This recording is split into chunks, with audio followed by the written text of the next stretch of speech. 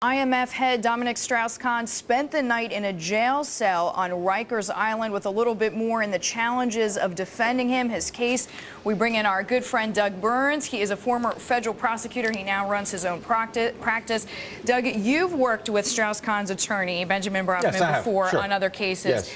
So, I mean, he has a long list of challenges ahead, but let's start with some of them. What if the DNA comes back against Strauss-Kahn? I mean, is it over? Well, the first point, before we get to that, is this question of his bail. You know, Ben Brafman has to try to work out some type of it goes to a higher arrangement. Court now, right? Some type of arrangement where, because you know what, I mean, he was at the airport, but apparently he had that ticket a long time, so I'm not so sure it was necessarily fair that he was fleeing the country.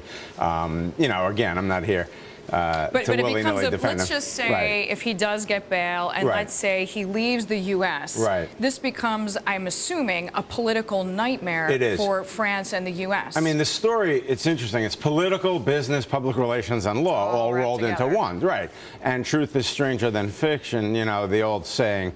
But back to your original question, he does have an uphill battle, and you make a good point. It's all going to come down to whether there's any scientific or forensic evidence to back this up. Because at the end of the day, you don't want to prejudge a case like this. I mean, the one thing we learned coming out of Kobe Bryant and the Duke lacrosse case, seriously, Deirdre, is, you know, we weren't in the room. We don't know what happened. So let's not prejudge it. I'm not defending him. I'm not condemning him. What do you think about timing? When will we know if the forensic evidence weighs in favor of Strauss-Kahn or is going to be against him? Well, at this point, you know, they need to get a formal charge, you know, from a grand jury. And once that happens, you'll have discovery provided and you'll start hearing about it. But, you know, again, we just don't know what happened yet. We just don't know what happened. And you mentioned that this PR aspect and the fact that in many ways the press, for its own reasons, it's kind of whipping up drama. I mean, I know one thing that shocked people in France is that it's actually illegal there to show people in handcuffs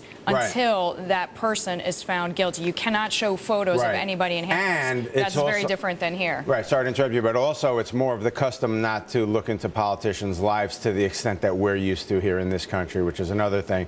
But basically what you're going to see is you're going to see rumors on both sides of the aisle. First, you're going to hear, as we already have, Deirdre, claims of, you know, other women stepping forward. I was going to ask you that. Obviously, that's going to become a big PR battle.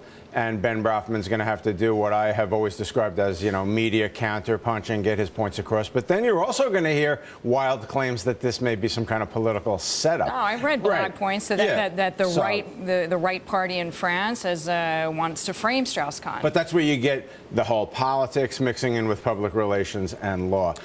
Doug, what are his chances? If you had to handicap Brafman, what would you say? Crystal ball.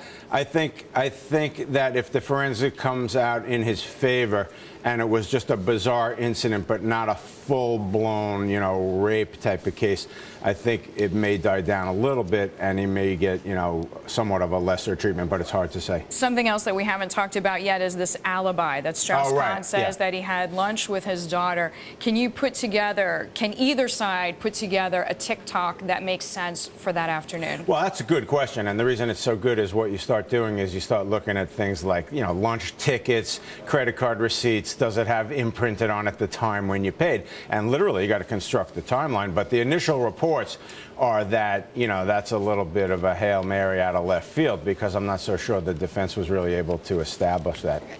I know when we spoke yesterday, Doug, you said Rikers Island is a pretty hard place to imagine Dominique Strauss-Kahn. I mean, does he stay there? Is he put someplace else? I mean, procedurally, what are the choices? Yeah, no. I mean, right now they have him in what you call protective custody, obviously. Does that mean he has his own cell? Yeah, he has his own cell as opposed to normally they have blocks of 50 ordinarily. But to answer, I think you're right, though. I think they will ultimately move him somewhere if he's going to remain in custody. Again, first of all, he lives in Washington, but that's also a two-way street because he and his wife have a number of homes, one in France, one in Washington, and then a place in, of all venues, Marrakesh. But, you know, again, is he traditionally a risk of flight? He's a very high-profile person. Then they're drawing wild analogies to the Roman Polanski case. Of course, the DA's office themselves drew that analogy.